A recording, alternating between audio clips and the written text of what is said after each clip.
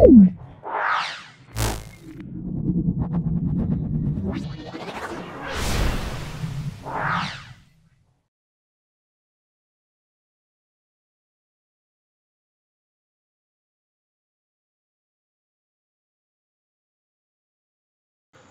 আমরা স্থিতিবিজ্ঞান এবং দৃঢ়বস্তুর ঘূর্ণনের ওপর বিভিন্ন এমসিকিউ ডিসকাস করছি।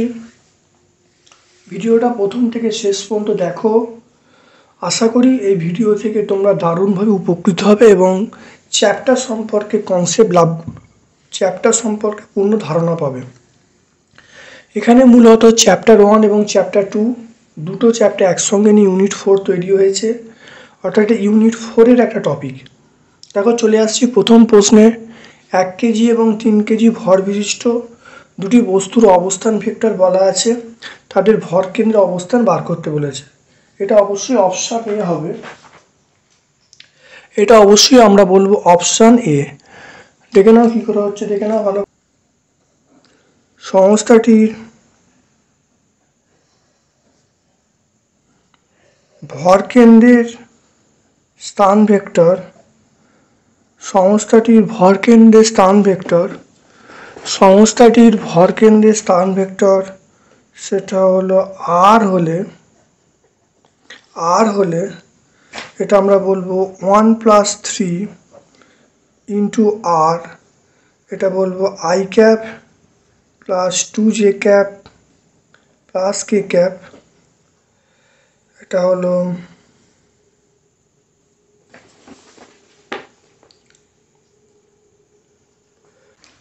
তার পরের বিন্দু আছে plus -3i cap -2j cap plus k cap.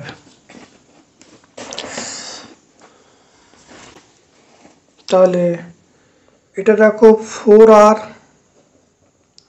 i cap plus 2j cap plus k cap, এটা করলে হবে ইন্টু 3 হবে, এটা ইন্টু 3।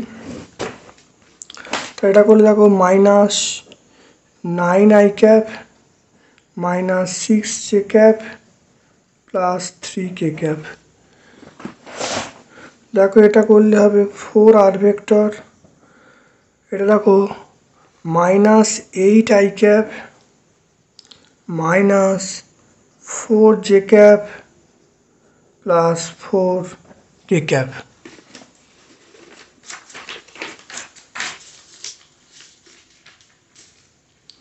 এখান থেকে দেখো চলে আসছে আর ভেক্টর সমান -8i cap -4j cap plus 4k cap by 4। তাহলে এখান থেকে আমি বলবো আর ভেক্টর সমান -2i cap -j cap plus k cap. তাহলে দেখে নাও কি করে হলো, দেখে নাও। এখানে দেখে নাও দুটো ভেক্টর দেয়া আছে। ভর কেন্দ্রের অবস্থান ভেক্টর বার করার জন্য আর ধরা হলো, দুটো ভর 1 আর 3 দেখো করা হয়েছে। দেখে নাও আমি ধরে নিচ্ছি ভর কেন্দ্রের অবস্থান ভেক্টর আর ধরে নেওয়া হলো, ভর কেন্দ্রের অবস্থান ভেক্টর আর। তাহলে 1+3 মানে দুটো ভর যোগ করা হয়েছে ইন্টু আর ভেক্টর করা হয়েছে। তারপরে এবার দেখো যে ভেক্টর দেওয়া আছে সেটা ইন্টু 1 মানে ভরটা গুণ করা হয়েছে, আর একটা যেটা ভেক্টর দেওয়া আছে সেটা ইন্টু 3 করা হয়েছে। এটাকে সমাধান করে আমরা আর এর মান পেয়ে গেছি। এখানে মনে রাখবে 1+3 করা হয়েছে, এর কারণ হলো যে এই 1 কেজি 1 ইন্টু আর হবে প্লাস 3 ইন্টু আর হবে। কারণ সূত্র আছে সেটা হলো m1, এরমভাবে সূত্র আছে m1 r1, তোমরা নিশ্চয়ই সূত্রটা জানো, সেটা হলো m1 r1 plus m2 r2। অর্থাৎ এই সূত্রের কনসেপ্টটা আমরা কিন্তু প্রয়োগ করেছি সমগ্র জায়গায়। অর্থাৎ 15 মিটার দীর্ঘ একটি দড়ির এক প্রান্তে টেলিফোন পোস্টের কিছুটা অংশ যুক্ত করে অপর প্রান্তে এফ বল প্রয়োগ করা হচ্ছে। দড়িটিকে কোথায় যুক্ত করলে পোস্টটির উল্টাবার সম্ভাবনা সর্বাধিক হবে? এটা আমরা অপশন সি বলবো, সেটা হলো 10.61 মিটারে।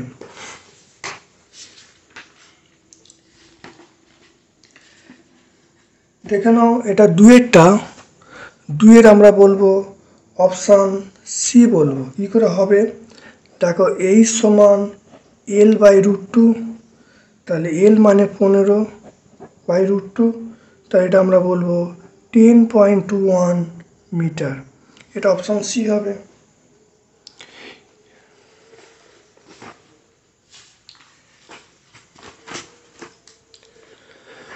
দেখো এরপর দেখো 3-এরটা চলে এসো, দুটি বলের ক্রিয়ায় একটি বস্তুর সাম্যের শর্ত কি।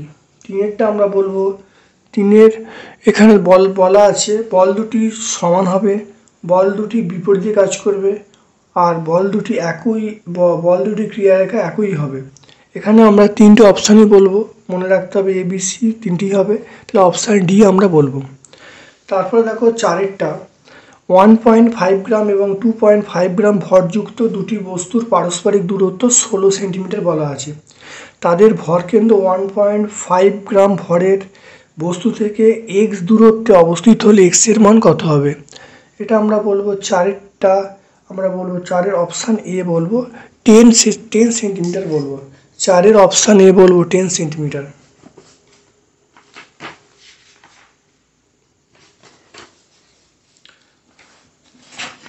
চারেরটা আমরা বলবো, মনে রাখবে x সমান দূরত্বটা বার করার নিয়ম হলো 1.5 into 0 plus 2.5 into 16 by 1.5 plus 2.5।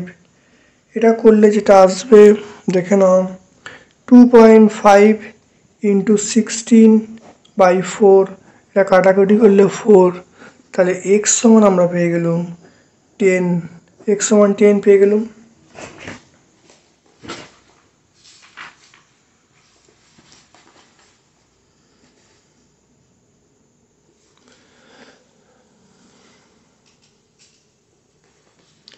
তারপরে দেখে নাও সেটা হলো চলে আসছি 5-এরটায়, একটি কার্বন মনোঅক্সাইড অণুর মধ্যে কার্বন এবং অক্সিজেন পরমাণুর মধ্যবর্তী দূরত্ব বলা আছে। কার্বন পরমাণু থেকে তাদের ভরকেন্দ্রের দূরত্ব কত হবে, অত্যন্ত ইম্পর্টেন্ট অঙ্ক, প্রচণ্ড ইম্পর্টেন্ট, তোমরা ভালো করে অঙ্কটা প্রসেসটা দেখো। এটা আমরা অপশান ডি বলবো, 5-এরটা আমরা অপশান ডি বলবো। ও মানে অক্সিজেন, এদের যে দূরত্ব জি মানে ভরকেন্দ্রের দূরত্ব, আমি এটা এক্স ধরছি, তাহলে এখানে আমরা কী বলবো, কার্বনের যে পারমাণবিক গুরুত্ব, কার্বনের পারমাণবিক গুরুত্ব আমরা বলবো 12, আর অক্সিজেনের পারমাণবিক গুরুত্ব আমরা বলবো 16। কার্বনের বলবো 12, অক্সিজেনের বলবো 16। তাহলে দেখো লিখছি, তাহলে 12 ইন্টু এক্স সমান আমরা বলবো 16 ইন্টু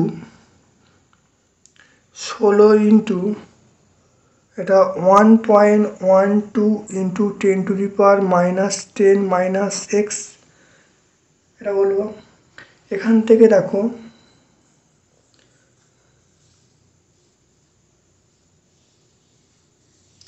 আমরা এটাকে কাটাকুটি করছি, কাটাকুটি করলে দেখো 4 দিয়ে এটা 3, এটা 4, তাহলে দেখে নাও এটা 3x হবে, আর এটা হবে দেখে নাও 4 ইন্টু 1.12 ইন্টু 10⁻⁻10 মাইনাস 4x।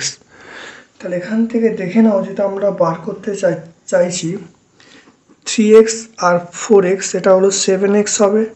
এটা দেখো 4 ইন্টু 1.12 ইন্টু 10⁻⁻10, তাহলে এখান থেকে আমরা কি পাবো, x এর মান পাবো 4 ইন্টু 1.12 ইন্টু 10⁻⁻10 বাই 7, এটা বলতে পারবো। তাহলে এখানে আমরা যে উত্তরটা পাবো সেটা হলো x সমান আমরা পাবো 0.64 ইন্টু 10⁻⁻10 মিটার। এটা অপশান ডি এতে পেয়ে যাব।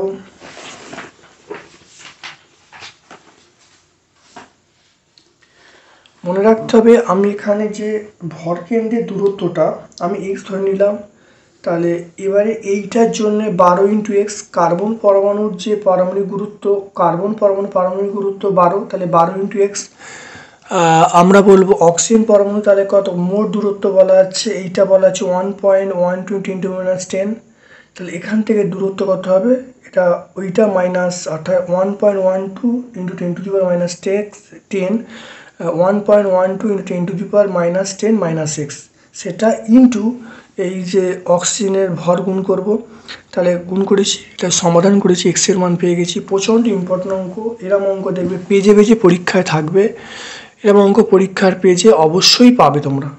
খুব ইম্পর্টেন্ট প্রশ্ন আমরা 6টা বলবো। যদি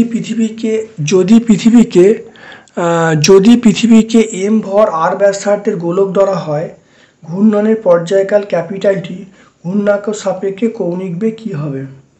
6টা আমরা অপশান এ বলবো, 6টা আমরা বলবো অপশান এ।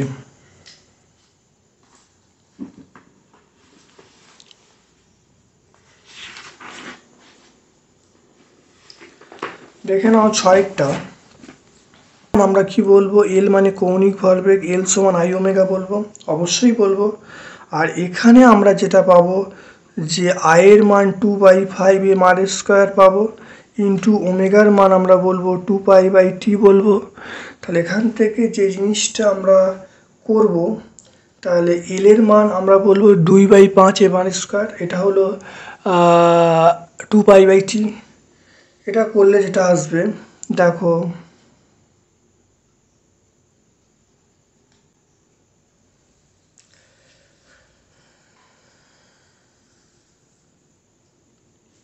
একটু গুণ করে নাও, গুণ করে নিলে দেখো 4π M R square by 5t, দেখে নাও ভালো করে।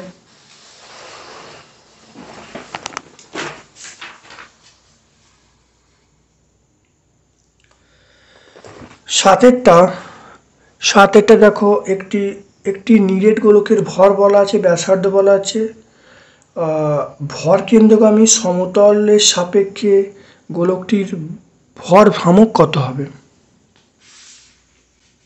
7 আমরা ডি বলবো, মানে কোনো একটি নিরেট গোলক আছে, নিরেট গোলকের ভর বলা আছে, ব্যাসার্ধ বলা আছে, ভর কেন্দ্রগামী সমতলের সাপেক্ষে গোলকটির ভর ভ্রামক এখানে অপশন ডি হবে, অপশন ডি।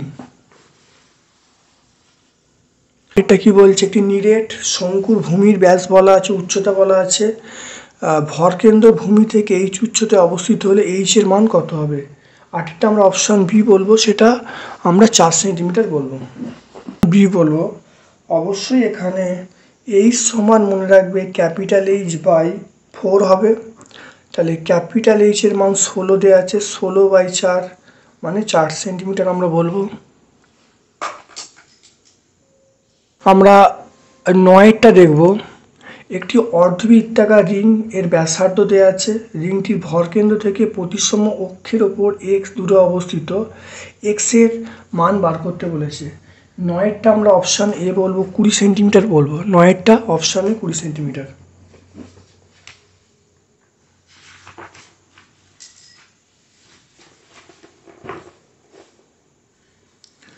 9টা অপশানে আমরা বলবো, মানে এখানে দেখো আর এর মান দেওয়া আছে 31.4 সেন্টিমিটার, আর এর মান দেওয়া আছে।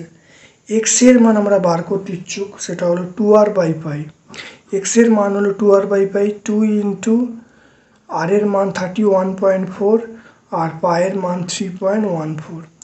দেখে নাও এটা আমি এরমভাবে যদি করি, তাহলে 2 ইন্টু 314 বাই আমরা বলবো 314, পয়েন্টটা তুলে দিলে ওপরে 100, এখানে পয়েন্টটা নিচে 10, এটা কাটাকুটি হয়ে গেল, এটা কাটাকুটি হলে আমরা পেয়ে যাব 20 পেয়ে যাব। তাহলে আমরা পেয়ে যাব এক্স এর মান পেয়ে যাব 20 সেন্টিমিটার হয়ে গেল, এক্স এর মান আমরা পেয়ে যাব কত, 20 সেন্টিমিটার পেয়ে গেলাম।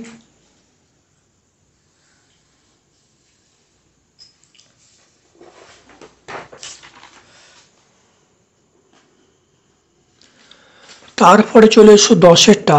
দেখো 10-এরটা কি বলছে, সেটা হলো এম ভরের একটি বস্তুকে অনুভূমিকের সঙ্গে 45 ডিগ্রি কোণে v0 বেগে ছোঁড়া হলো, সর্বোচ্চ অবস্থানে মূল বিন্দু সাপেক্ষে কৌণিক বেগ কী হবে? 10-এরটা আমরা অপশানে বলবো। 10-এরটা কি বলবো? অপশানে। দেখে নাও কীভাবে হচ্ছে।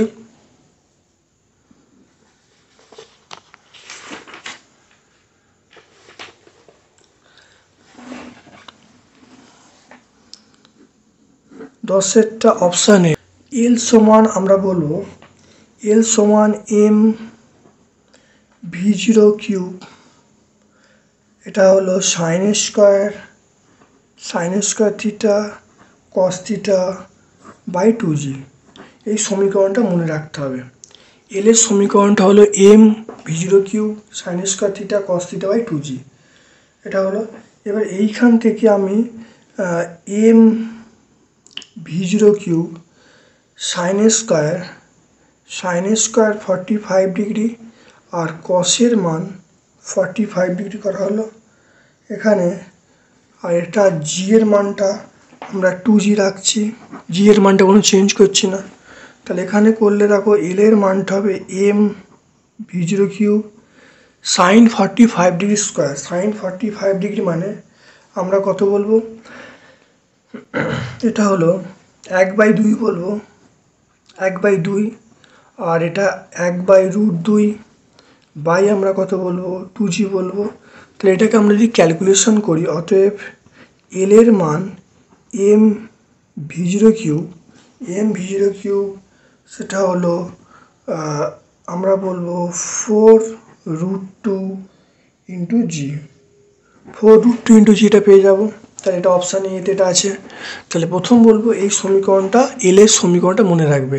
কোন 45 ডিগ্রি বলা আছে বসিয়ে দিয়ে উত্তর পেয়ে গেছি। সকল ছাত্রছাত্রীদের ধন্যবাদ জানাচ্ছি। তোমরা অবশ্যই ভিডিওগুলো প্রথম থেকে শেষ পর্যন্ত দেখো, অবশ্যই তোমরা উপকৃত হবে। যারা ফার্স্ট সেমিস্টারে পড়ছো ক্লাস 11-এর, প্রত্যেকটা ভিডিও তোমাদের কিন্তু কাজে লাগবে। তোমরা কোনো জায়গায় সিভ করে দেখবে না, দেখবে অত্যন্ত তোমরা উপকৃত হচ্ছ। চলে আসছি নাম্বার 11। দেখে নাও নাম্বার 11 চলে আসছি, দেখে নাও নাম্বার 11। পৃথিবীর ভর অপরিবর্তিত রেখে এমনভাবে সংকুচিত করা হলো ব্যাসার্ধ 1/4 অংশ হলো, তাহলে দিনের দৈর্ঘ্য কত হবে? এটা আমরা অপশান ডি বলবো 1.5 হয়ে যাবে, 1.5 আওয়ার হয়ে যাবে। দেখে নাও I1 ω1 সমান I2 ω2 আমরা বলবো। এখানে 2/5 I1 এর মান 2/5 আমরা m² বলবো, আর এখানে T1 এর মান বলবো 2π/T1, ω1 এর মান বলবো 2π/T1, I2 এর মান বলবো 2/5 m, আর আরটা বলা আছে 1/4 তার হয়ে যাবে, আর এখানে বলবো 2π/T2 বলবো। তাহলে এখানে দেখো ম্যাক্সিমামটা কেটে যাচ্ছে, এখানে দেখো থাকছে 1/T1, আর এখানে দেখো এখানে 2/5 m² কেটে যাচ্ছে, এখানে দেখো থাকছে 1/16 ইন্টু 1/T2 থাকবে। এবারে এই মানটা বলা আছে T1 মানে 24 ঘন্টা বলা আছে, এটা 1/T2 ইন্টু 16 পেয়ে যাব। তাহলে এখান থেকে T2-র মানটা পেয়ে যাব 24/16। এটা আমরা কাটছি 8×3 8×2, তাহলে এটা হলো আমরা পেয়ে যাব T2-র মান পেয়ে যাব 1.5 আওয়ার। তাহলে 1.5 আওয়ার্স আমরা T2-র মান পেয়ে গেলাম। দেখে নাও ভালো করে। তাহলে এখানে একটা জিনিস খালি বুঝতে হবে যে এখানে ব্যাসার্ধটা 1/4 করা হয়েছে, তাহলে ব্যাসার্ধটা 1/4 করা হয়েছে, আর T1 এর মান 24 ঘন্টা, মানটা বসিয়ে দিয়েছি, ক্যালকুলেশন করেছি, আমরা T2-র মান পেয়ে গেছি।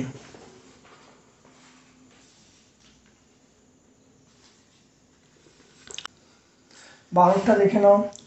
12টা বলা হচ্ছে দুটি গোলকের ফাঁপা এবং নিরেট উভয়ের ভর ও ব্যাসার্ধ, ভর এবং ব্যাস সাপেক্ষে জাড্যভ্রামক সমান হলে ব্যাসার্ধের অনুপাত কত হবে?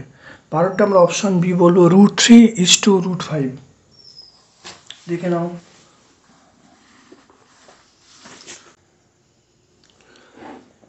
দেখে নাও 12টা। তাহলে ফাঁপা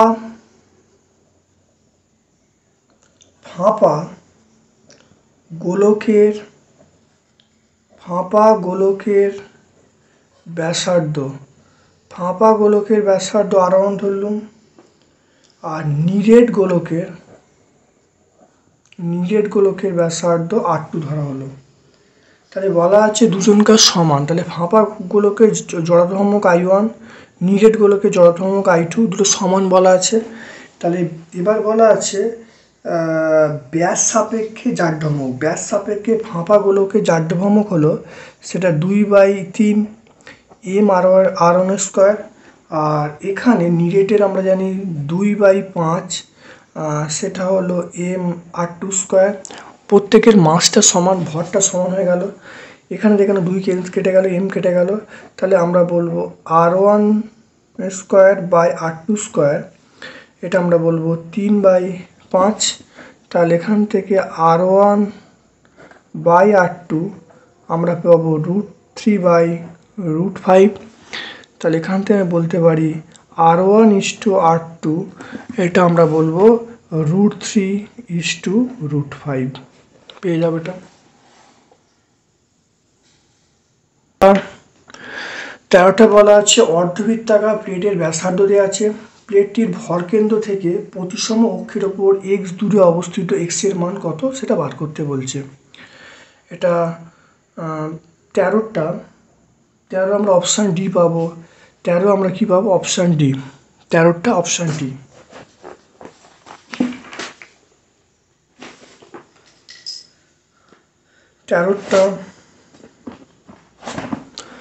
13টা সূত্রটা মনে রাখবে। 13টা অপশান ডি অবশ্যই পাবো, কিন্তু সূত্রটা মনে রাখবে x সমান এটা 4r/3π। এই মানটা, এই সূত্রটা মনে রাখবে, শর্টকাট সূত্র। তাহলে 4 আর এর মান হলো যেটা দেওয়া আছে 9.42 বাই সেটা হলো 3.3 × 3.14। তাহলে এটা দেখো তাহলে 4 × 9.42 বাই এটা 9.42, এটা কাটাকুটি হয়ে গেল। তাহলে এক্স এর মান আমি পেয়ে গেলাম 4 সেন্টিমিটার। তাহলে এটা কোন অপশানে? আমরা অপশান ডি। অবশ্যই এক্স এর মানটা মনে রাখতে হবে। ব্যালে নর্তকী হাত দুটি গুটিয়ে নিলে কৌণিক বেগ কী হবে? অবশ্যই বৃদ্ধি পাবে, কারণ হাত দুটি গুটিয়ে নিলে জাড্যভ্রামক হ্রাস পাবে, আর জাড্যভ্রামক হ্রাস পেলে তাহলে কৌণিক বেগ বৃদ্ধি পাবে। অবশ্যই অপশানে বৃদ্ধি পাবে। দেখে নাও 15টা দেখে নাও।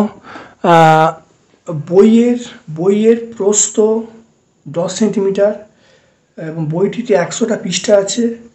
25টি পাতা উল্টালে ভরকেন্দ্র কতটা সরবে? খুব ইম্পর্টেন্ট অঙ্ক, খুব ভালো করে করবে। 15 আমরা অপশান সি বলবো 2.5 সেন্টিমিটার।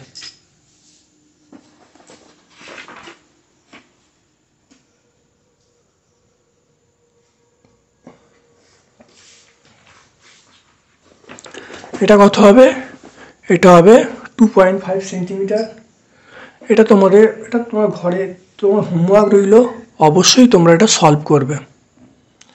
তারপরে দেখো 16টা 2 কেজি 1 কেজি 2 কেজি ভরের বস্তুকে এক্স এবং ওয়াই অক্ষের উপর মূলবিন্দু থেকে 1 মিটার 2 মিটার দূর রাখা আছে। সংস্থাটির ভরকেন্দ্রের অবস্থান কি হবে? বিভিন্ন অপশান দেওয়া আছে। এটা 16 আমরা অপশান এ আমরা বলবো। 16 অপশান এ দেখে নাও কীভাবে।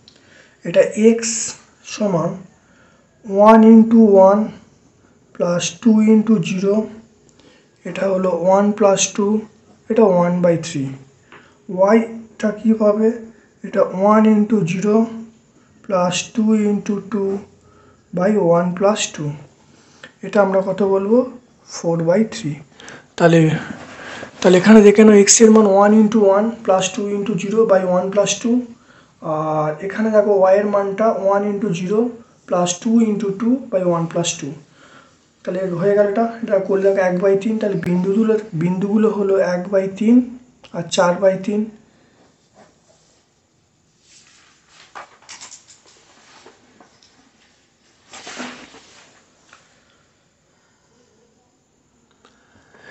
এরপর দেখো 17টা ভালো করে দেখে নাও।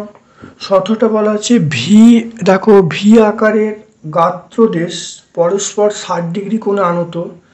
এটির মধ্যে 500 গ্রাম ভরের গোলক রাখলে গোলকটি পাত্রের দেয়ালে কত বল প্রয়োগ করবে?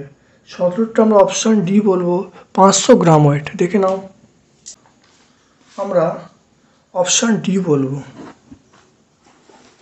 এখানে 17টা তাহলে কি হবে, এই ভর দেওয়া আছে সেটাই গ্রাম ওয়েট হয়ে যাবে। তাহলে এত ভরের গোলক রাখা আছে, তাহলে সেটা বল কত প্রয়োগ করবে, তাহলে এটা ইন্টু জি হবে, তাহলে 500 ইন্টু গ্রাম ওয়েট হয়ে যাবে। তাহলে অপশান ডি আমরা বলবো। দেখো 18টা, একটি লম্ববৃত্তাকার চোঙের ব্যাসার্ধ দেওয়া আছে, উচ্চতা দেওয়া আছে, চোঙটিকে অমসৃণ তলের উপর রাখা আছে, নতিকোণ কত হলে উল্টে যাওয়ার উপক্রম করবে? এটা আমরা 18টা আমরা অপশান ডি বলবো, tan ইনভার্স হাফ।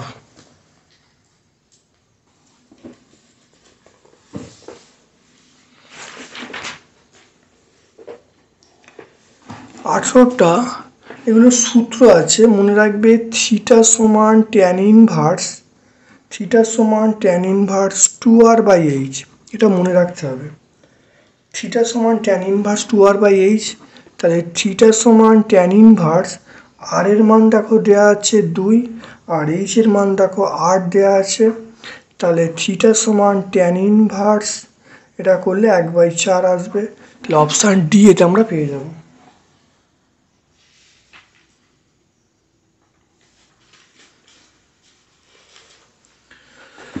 এবার দেখো একইভাবে এটা একটা শঙ্কু আছে, নিরেট শঙ্কু আছে। নিরেট শঙ্কুর ক্ষেত্রে কোনটা কথা বার করতে বলেছে? এটা আমরা 19-এর অপশান এ বলবো। 19-এর আমরা বলবো অপশান এ, tan ইনভার্স 2/3। দেখে নাও,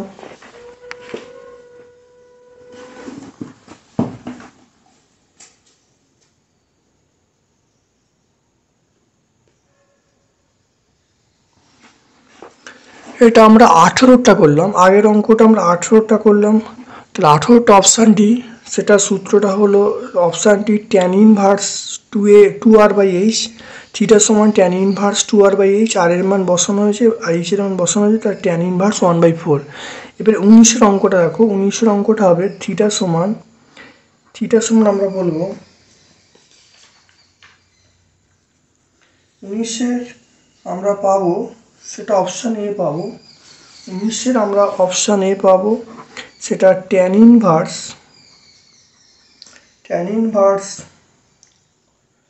4r/h। এবার দেখো থিটা সমান tan ইনভার্স 4r, আর এর মান দেখো দেওয়া আছে, আর এর মান 2 দেওয়া আছে, তাহলে 2 এটা হয়ে গেল।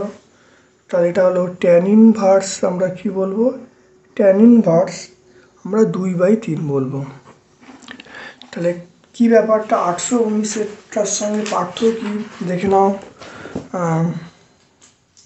819-এর সঙ্গে পার্থক্য দেখে নাও।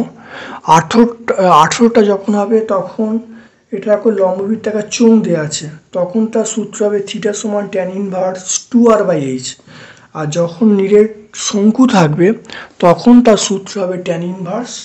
তাহলে এখানে দেখো যখন 18 অঙ্কটা যখন বলা আছে লম্ববৃত্তাকার চোঙ থাকবে, তখন তার এই সূত্রটা হবে থিটা সমান tan ইনভার্স 2r/h। আর যখন নিরেট শঙ্কু থাকবে তখন থিটার সূত্রটা হবে থিটা সমান tan ইনভার্স 4r/h। তাহলে বসালে উত্তর পেয়ে যাব। খুব ভালো করে সূত্রগুলি কিন্তু মনে রাখতে হবে, সূত্রগুলি মনে না রাখো তাহলে কিন্তু এগুলো শর্ট প্রশ্নগুলো করা সম্ভব হবে না। এরপর দেখো 20টা দেখো বলা আছে ডব্লু ওজনের একটি মই, তার এক প্রান্তে মসৃণ দেয়ালের ওপর ঠেকিয়ে অন্য প্রান্তে অনুভূমিক মেঝের ওপর স্থির রাখা আছে। মইটি অনুভূমিকের সঙ্গে 45 ডিগ্রি কোণে আনত থাকলে ভূমি কর্তৃক ঘর্ষণ বল কত হবে? দেখে নাও, এটা 20টা আমরা অপশান সি বলবো। 20টা আমরা বলবো W/2 বলবো।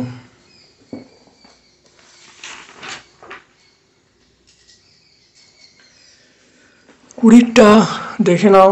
এটা একটা সূত্র আছে, সেটা মনে রাখবে। এফ মানে ভূমি কর্তৃক প্রযুক্ত বল, এফ সমান ভূমি কর্তৃক প্রযুক্ত বল W/2, এটা আমরা বলবো কট থিটা বলবো। থিটার মানটা 45 ডিগ্রি বলা আছে, তাহলে এফ সমান হবে W/cot 45 ডিগ্রি, তাহলে এফ সমান আমরা বলবো W/2। cot 45 1, তাহলে এটা 1, তাহলে আমরা বলবো W/2 বলবো।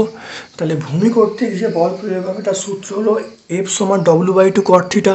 এখানে থিটার মান বসিয়ে দেওয়া আছে, তাহলে এফ এর মান কত হলো W/2 পেয়ে গেলাম।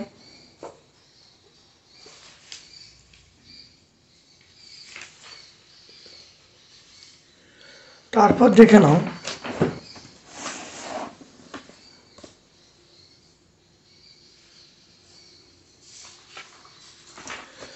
দেখে নাও আমরা 21টা বলবো।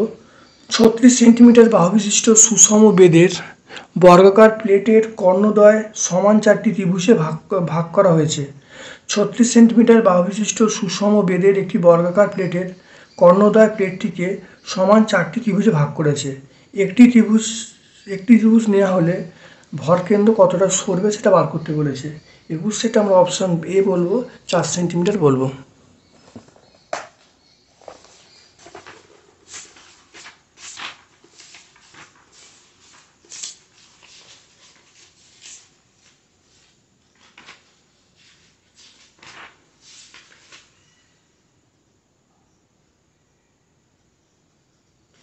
এর আমরা অপশন সি বলবো, সেটা হলো G sine theta by 1 plus I by M R square.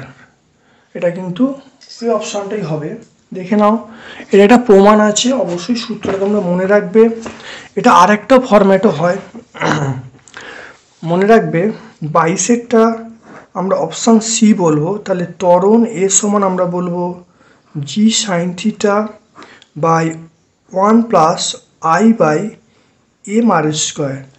এখানে মনে রাখবে এই যে আই মানে আমি চক্রবর্তীর ব্যাসার্ধের সাপেক্ষে যদি বলি, তাহলে এটা হলো আই সমান এম কে স্কোয়ার। তাহলে মানটা যদি বসিয়ে দিই, তাহলে G sine theta by 1 plus এটা হলো M K square by R square, M K square M R square. তাহলে আমরা পেয়ে গেলাম এ সমান G sine theta by 1 plus K square by R square. তাহলে পরীক্ষায় কিন্তু এই অপশানটা থাকতে পারে। তোমরা এটা সূত্র তোমরা ভালো করে মনে রাখবে, এ সমান G sine theta by 1 plus I by M R square. এটাও পরীক্ষায় থাকতে পারে অপশানে, বা পরীক্ষায় এরকমও থাকতে পারে এ সমান G sine theta 1 plus K square by R square. এখানেও কে হলো চক্রবর্তী ব্যাসার্ধ, আর এখানে আই হলো জাড্য ভ্রামক। তাহলে দুটো ফরম্যাট, একটা ফরম্যাট আর একটা ফরম্যাট।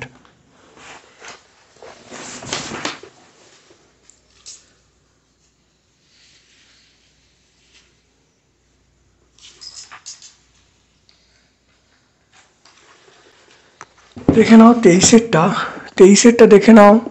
100 গ্রাম ভর বিশিষ্ট একটি ত্রিভুজাকার পাতের বাহু সাপেক্ষে জাড্য ভ্রামক কত হবে? ত্রিভুজের উচ্চতা দেওয়া আছে। 23 আমরা বলবো, 23 অপশান ডি বলবো, 600 গ্রাম সেমি কিউব।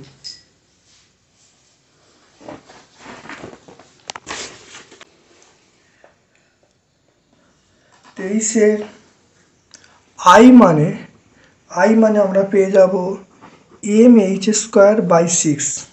এম এর মান আমরা 100 বলবো, এইচ এর মান 6 ইন্টু 6 বলবো, বা এটা কেটে গেল, তাহলে এটা হলো কত হবে? আই এর মান হবে 600, এটা গ্রাম সেমি স্কোয়ার। তাহলে দেখো এখানে কি বলা আছে, তাহলে 600 গ্রাম সেমি স্কোয়ার। তাহলে 600 গ্রাম সেমি স্কোয়ার অ্যান্সার হবে। তাহলে অপশান ডি হবে 600 গ্রাম সেমি স্কোয়ার। দেখে নাও, এম ভর এবং আর ব্যাসার্ধের নিরেট গোলকে যে কোনো ব্যাস সাপেক্ষে জাড্য ভ্রামক কত হবে? 24 আমরা অপশান সি বলবো 2/5 এম আর স্কোয়ার। তারপর দেখো 25 এম ভর আর ব্যাসার্ধের নিরেট গোলকে যে কোনো স্পর্শক সাপেক্ষে জাড্য ভ্রামক কী হবে? এটা অপশান এ হবে, অপশান এ হবে 7/5 mr স্কোয়ার। তাহলে ব্যাস সাপেক্ষে হবে 2/5 mr স্কোয়ার, এটা হলো ব্যাস সাপেক্ষে। আর স্পর্শক সাপেক্ষে হবে 7/5 mr স্কোয়ার। তারপরে দেখো 26-এর খুব ইম্পর্টেন্ট অঙ্ক, অত্যন্ত ইম্পর্টেন্ট অঙ্ক। একটি নততলের শীর্ষ থেকে একটি ক্ষুদ্র গোলক গড়িয়ে গড়িয়ে পড়ছে। নততলটার উচ্চতা বলা আছে, পাদদেশে গোলকটির বেগ কত হবে। সত্যি এটা দেখো 26-এর অঙ্কটা, 26-এর অঙ্ক আমরা অপশান বি এতে পাবো। এটা 3 মিটার/সেকেন্ড। দেখে নাও কীভাবে হচ্ছে।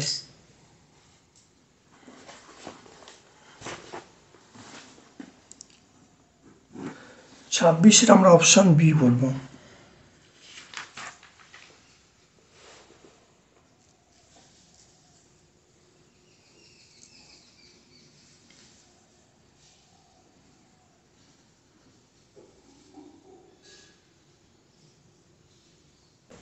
এর সমান আমরা জানি, এইমাত্র শিখলাম, সেটা হলো G sine theta by 1 + K square by R square, এটা আমরা জানি। আর গোলকের এটা আমরা জানি যে এটা এম কে স্কোয়ার বলবো, আর এটা আই সমান আমরা বলবো 2/5 mr স্কোয়ার বলবো, 2/mr স্কোয়ার। তাহলে এখানে তাহলে কে স্কোয়ার সমান পেয়ে যাব 2/5, এটা লিখবো। তাহলে এখানে দেখো মানটা বসাচ্ছি, এর মানটা বসাচ্ছি জি সাইন থিটা সমান আমরা পেয়ে গেলাম, এর সমান আমরা পেয়ে গেলাম, সেটা বলবো সেটা 5/7 জি সাইন থিটা, এটা পেয়ে গেলাম 5/7 জি সাইন থিটা পেয়ে গেলাম। তাহলে এখানে আমরা ভি পেয়ে যাব, যেটা হলো 2, এর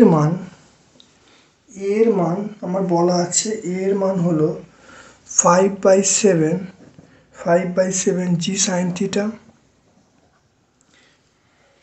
আর এখানে এস বলা আছে, তাহলে এটা ভি স্কোয়ার সমান, তাহলে ভি সমান আমরা কি বলবো, রুট ওভার আমরা বলবো 10 G S sine theta by 7।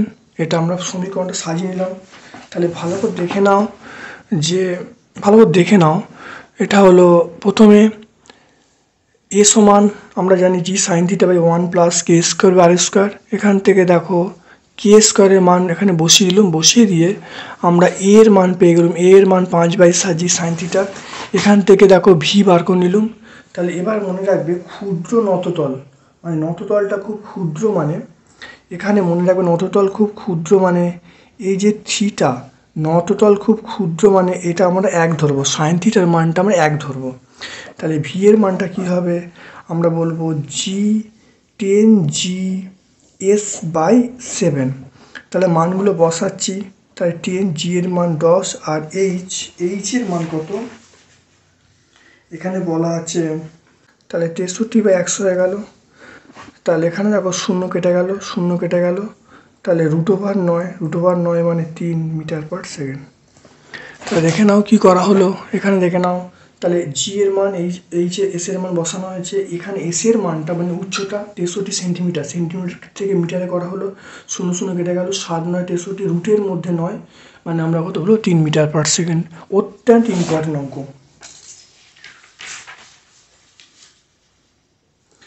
তারপর দেখে নাও 27-এরটা, নততলের শীর্ষ থেকে ক্ষুদ্র গোলক গড়িয়ে গড়িয়ে পড়ছে, গতিশক্তির কত অংশ চলন শক্তি হবে।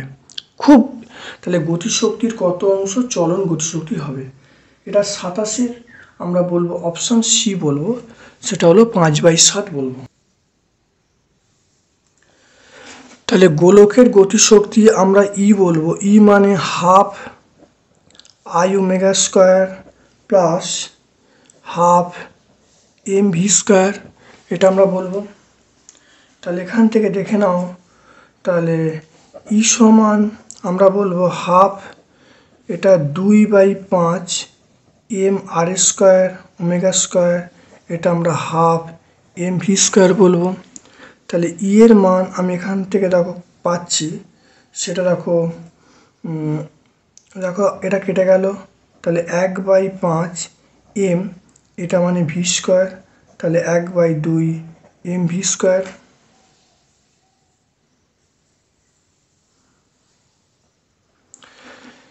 তাহলে এটা করলে দেখো কত হবে, তাহলে এম ভি স্কোয়ার যদি কমন নিই তাহলে 1 এটা লিখবো।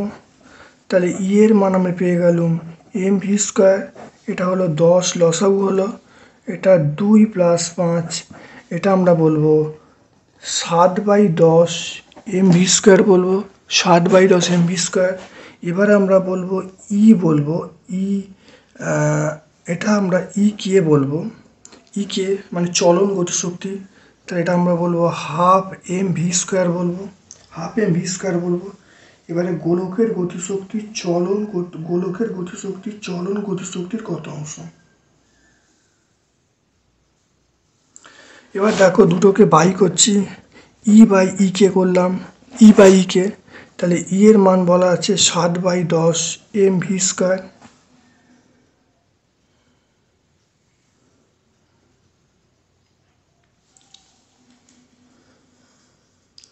এটা দেখো বলা হচ্ছে হাফ এম ভি স্কোয়ার, তাহলে এটা দেখো কত হলো 7/10 ইন্টু 2/1, তাহলে এটা কাটাকুটি করলে 5 হয়ে গেল, তাহলে 7/5 বলবো। এবার দেখো কে সমান কে বাই এটা হলো 5/7, তাহলে এবার অঙ্কটা পড়া যাক, অঙ্কটা ভালো করে পড়ো। দেখো বলা আছে নততলের শীর্ষ থেকে ক্ষুদ্র গোলক গড়িয়ে গড়িয়ে পড়ছে, গোলকটির গতিশক্তির কত অংশ চলন গতিশক্তি। তাহলে মোট গতিশক্তির কত অংশ, তাহলে মোট গতিশক্তিটা নিচে থাকবে, তাহলে মোট শক্তিটা নিচে থাকবে, তাহলে গোলকের মোট শক্তি নিচে থাকবে। তাহলে এখানে এই কথার মানে হলো যে চলন গতিশক্তি বাই মোট গতিশক্তি, এটা বলতে চাইছে। দেখো তাই করেছি, দেখো চলন গতিশক্তি বাই মোট শক্তি 5/7। 28-এর আমরা বলবো, 28-এর অপশানে আমরা বলবো 2/7। 29 দেখে নাও, একটি নততলের শীর্ষ থেকে একটি নীরের চোঙ গড়িয়ে পড়ছে, নততলের উচ্চতা বলা আছে, পাদদেশে চোঙটির বেগ কত হবে। 29-এর আমরা বলবো, 29-এর অপশান ডি বলবো 7 মিটার/সেকেন্ড। ভি সমান 4gh/3, এটা মান বসাচ্ছি 4, জি মানে আমরা 10 বলবো, ইন্টু এখানে এইচ মানে 3.675 বাই কত বলবো 3 বলবো, এটাও কাটাকুটি করলে যত আসবে সেটা হলো 7 মিটার/সেকেন্ড চলে আসবে। এটা মনে রাখতে হবে √gh/3, যদি মনে না থাকে তাহলে আমরা যে সমীকরণটা এইমাত্র বার করলাম সেখান থেকে সব মানগুলো বসিয়ে বসিয়ে করে দেখবে এই পার্টটা আসছে।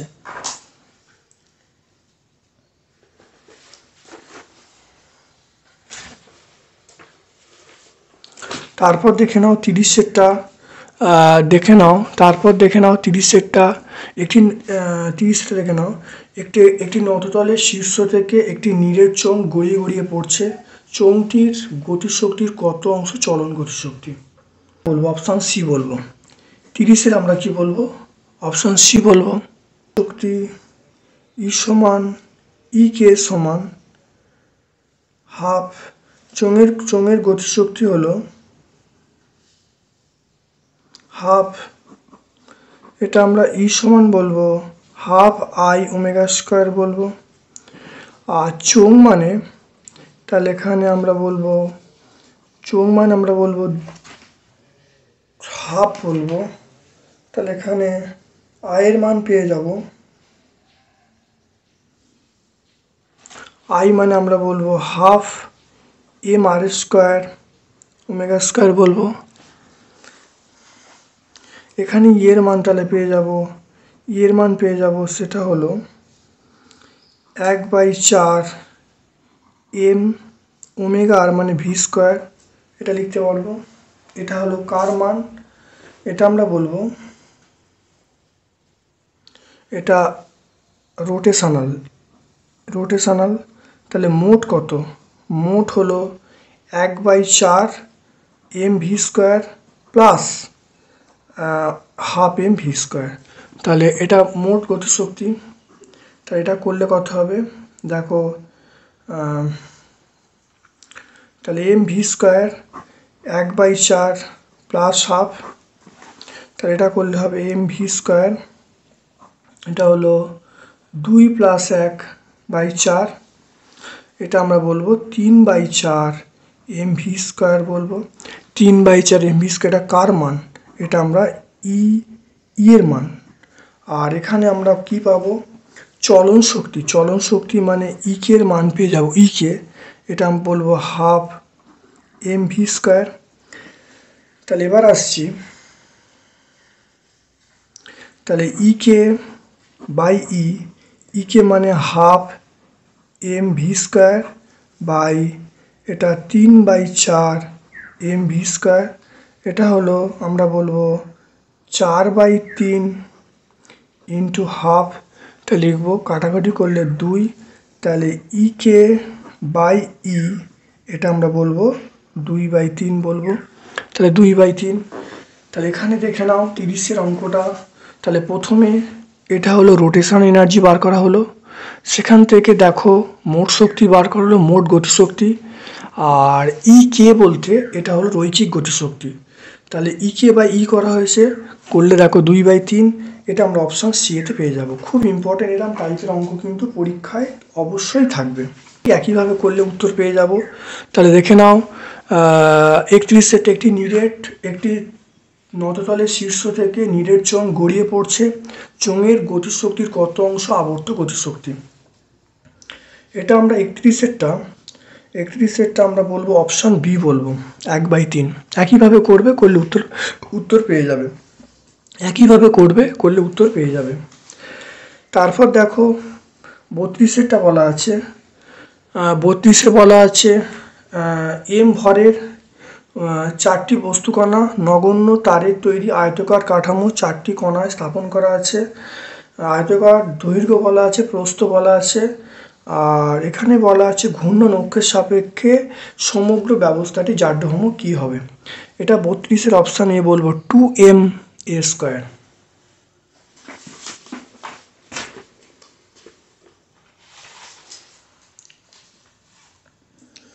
32 দেখে নাও, 32-এরটা দেখে নাও, সেটা হলো 32-এর আমরা এ বলবো।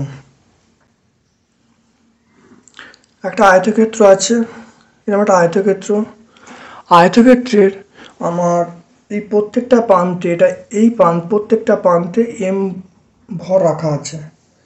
এর যে দৈর্ঘ্যটা আমরা এ বলেছি, আর প্রস্থটা সেটা আমরা বি বলেছি। জাড্যভ্রমক বার করার নিয়ম দেখে নাও। জাড্যভ্রমক আমি যদি বলি, তাহলে জাড্যভ্রমক আই সমান আমরা কি বলবো? প্রথমে নাম দিয়ে দিই, এটা এ, এটা বি, এটা এই বিন্দুটা হলো সি বিন্দু, আর এই বিন্দুটা হলো ডি বিন্দু। তাহলে এ বি সি ডি বিন্দু নাম দেওয়া হয়েছে। এবার জাড্যভ্রমক আই সমান আমরা কি বলবো? এম ইন্টু ab², এটা এম ইন্টু এবি তার স্কোয়ার প্লাস এম ইন্টু আমরা বলবো সিডি, এইটা এম ইন্টু এবি প্লাস আমরা বলবো এম ইন্টু সিডি তার square, M into AB plus M into CD. তাহলে এখানে কি পেয়ে যাব? তাহলে প্রত্যেকের বাহু এ বলা আছে M into a² plus M into a², তাই 2ma²। তাহলে এবির মানে সিডির মানে তাহলে অবশ্যই 2ma²। তাহলে আজকে আমরা 32টা শর্ট প্রশ্ন সলভ করলাম। প্রত্যেকটা শর্ট প্রশ্ন কিন্তু ইম্পর্টেন্ট। তোমরা ভিডিওটা কেমন লাগলো অবশ্যই কমেন্ট সেকশানে কমেন্ট করবে। বিভিন্ন সেট আপলোড করা হচ্ছে, সেই সেটগুলো করার আগে এই ভিডিওগুলো তোমরা দেখবে তোমরা দারুণ উপকৃত হবে। সেটগুলো হু করে হয়ে যাচ্ছে, খুব তাড়াতাড়ি তোমরা করতে পারছো। যদি ভালো লাগে একটা লাইক করবে, যারা চ্যানেলটাকে এখনও সাবস্ক্রাইব করো চ্যানেলটাকে সাবস্ক্রাইব করবে, বেল বাটনে ক্লিক করবে, তোমার যদি কোনো মতামত থাকে অবশ্যই মতামত প্রকাশ করতে ভুলবে না। আমার পক্ষ থেকে তোমাদের সকলকে ধন্যবাদ ও শুভকামনা জানিয়ে আজকের মতো ভিডিও শেষ করলাম। Thank you.